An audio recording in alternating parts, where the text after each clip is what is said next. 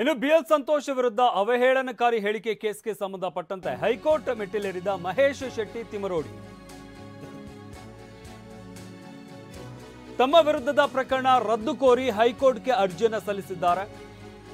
ತಮ್ಮ ಪತ್ನಿಗೆ 2 notice ನೀಡಿದಾಗಲೂ FIR ಪ್ರತಿ ಒದಗಿಸಿಲ್ಲ, ಬಂಧನಕ್ಕೆ ಮುನ್ನ ಪ್ರಕ್ರಿಯೆ ಪಾಲಿಸಿಲ್ಲ ಅಂತ ಅರ್ಜಿಯನ್ನು ಸಲ್ಲಿಸಲಾಗಿದೆ.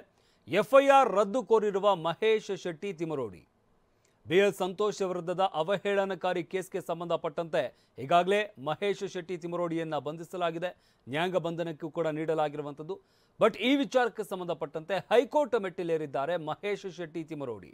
ತಮ್ಮ ವಿರುದ್ಧದ ಪ್ರಕರಣ ರದ್ದು ಕೋರಿ ಹೈಕೋರ್ಟ್ಗೆ ಅರ್ಜಿಯನ್ನು ಸಲ್ಲಿಸಿದ್ದಾರೆ.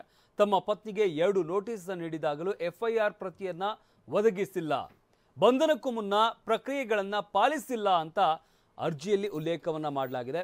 ಈ ಕಾರಣದಿಂದಾಗಿ ಎಫ್ಐಆರ್ ಅನ್ನ ರದ್ದು ಮಾಡಬೇಕು ಅಂತ ಹೈಕೋರ್ಟ್ನಲ್ಲಿ ಮನವಿಯನ್ನ ಸಲ್ಲಿಸಲಾಗಿದೆ.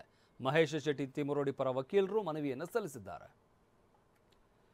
ಇನ್ನು ಧರ್ಮಸ್ಥಳದಲ್ಲಿ ಎಸ್ಐಟಿಯಿಂದ ಶವಶೋಧ ಪ್ರಕರಣಕ್ಕೆ ಸಂಬಂಧಪಟ್ಟಂತೆ ವಕೀಲ ಮಂಜುನಾಥ್ ವಿರುದ್ಧ ಬೆಳ್ತಂಗಡಿ ಠಾಣೆಯಲ್ಲಿ ಎಫ್ಐಆರ್ ದಾಖಲಾಗಿದೆ.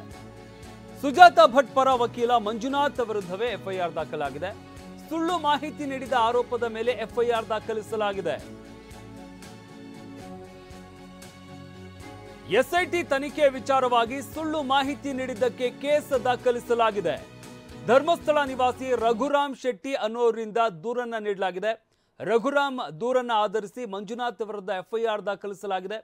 ಬಿಎನ್ಎಸ್ ಆಕ್ಟ್ 353(1)(b) ಹಾಗೆ 353(2) ಅಡಿಯಲ್ಲಿ ಎಫ್ಐಆರ್ ದಾಖಲಿಸಲಾಗಿದೆ. ಸುಳ್ಳು ಸಾಕ್ಷ್ಯವನ್ನು ಕೊಟ್ಟಂತಹ ಆಧಾರದಲ್ಲಿ ಎಫ್ಐಆರ್ ದಾಖಲಿಸಲಾಗಿದೆ. ಶವ ಶೋಧದ ಕುರಿತು ಮಂಜುನಾಥ್ ಮಾಧ್ಯಮ ಪ್ರಕಟಣೆಯನ್ನ ಹೊರಡಿಸಿದ್ರು. ಇದರಲ್ಲಿ ತಪ್ಪು ಮಾಹಿತಿಗಳನ್ನು ನೀಡಿದ್ದಾರೆ, ಇದರ ಜೊತೆಗೆ ಎಸ್ಐಟಿಗೂ ಕೂಡ ತಪ್ಪು ಮಾಹಿತಿಗಳನ್ನು ನೀಡಿದ್ದಾರೆ ಅನ್ನೋ ಹಿನ್ನೆಲೆಯಲ್ಲಿ ಈಗ ಎಫ್ಐಆರ್ ದಾಖಲಾಗಿದೆ.